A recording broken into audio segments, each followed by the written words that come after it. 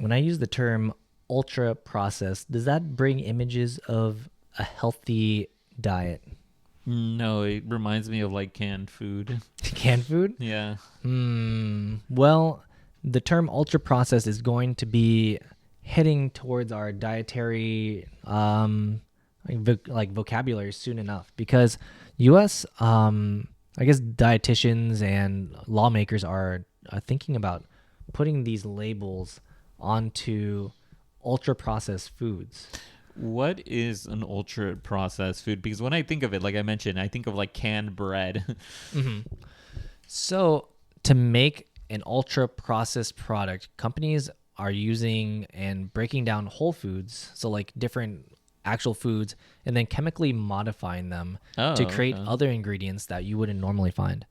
So these are the examples that are given are like high fructose corn syrup. So Oh, okay, that makes sense. it says like Yeah, corn yeah. syrup is not something that you'd have to like really, You'd have to make it. yeah, you have to really chemically alter it to get corn syrup, or soy protein isolate.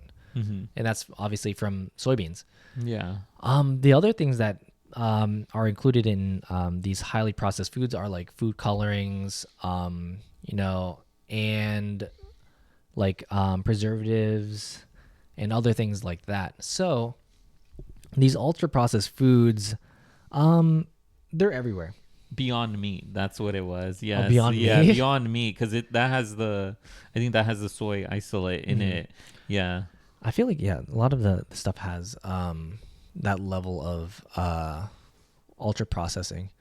So these types of foods are heavily prevalent because they're both very convenient and affordable for people. So like Yeah. frozen pizza, hot pockets, soup cans, and other things that are really delicious. Yes, I was also gonna say it's like thinking of just like that Beyond Meat. It also tailors to certain people's, like either dietary or restrictions that they have of not eating like meat in this case. But that, like, you're right. A lot of these all ultra processed. Yeah. So now the food companies are up in arms because they're worried that a potential government recommendation or policies against ultra processed foods could have a huge impact on their bottom lines. Oh, okay. So Yeah. we'll go into this a bit further after you consider hitting that subscribe button, hitting that like button. We come out with interesting videos such as this one daily, and we'd be happy to have you along on this journey. So the second part of this is that some of these food companies have like 90% of their portfolio, including all like ultra processed products. And so this is a huge swath of like what people eat. And they're saying that like it couldn't be that bad, like, Yeah. but the studies in like our instincts are saying that it's actually the opposite. Like if you look at a Cheeto, Oh no. Cheetos aren't probably the best thing to eat, or I think the other one was any type of like candy that's like really colorful, has a lot of No. different dyes in it and other things like that. So here are some examples. So ultra processed food like yogurt, you'd have to get a non ultra processed, you'd have to get like basically just plain yogurt, No flavor. no flavor. Yeah. If you get like even something that seems Healthy. seems healthy, it looks like, has like peaches and like it's like healthy looking, it's actually not. It's actually full of like different Sugars sugars different and things. stuff like Yeah, that. yeah. Another one would be like crackers. So like if you look at the ingredients, and if the ingredients have like like, okay, there's wheat, oil, salt, and it's like, okay, that's it. But then if you have like, there's all these different things, like in Ritz, you get like high fructose corn syrup and natural flavor. That's signs of ultra processing. But Ritz are so good. Personally, Ritz are so good. Yeah, so this is becoming an issue because the food industry is kind of fighting back because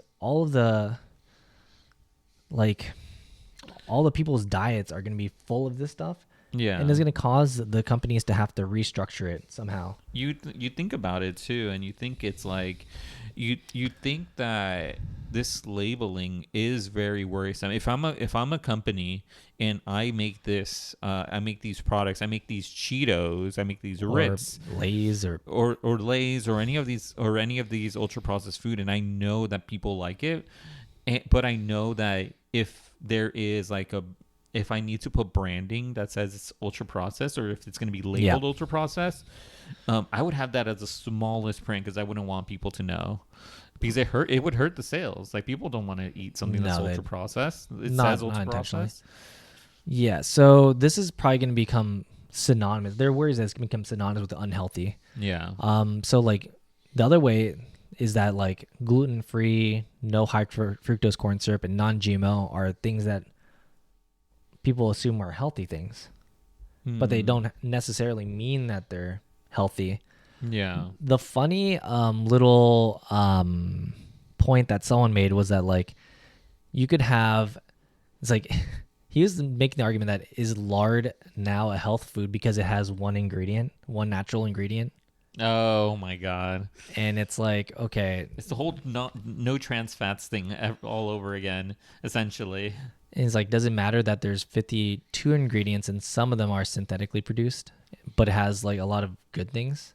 Mm-hmm. So it's like, I don't know. It is a tough one because there is the convenience factor and there's a whole balance. Like, you would hope that like they produce products that, don't kill you.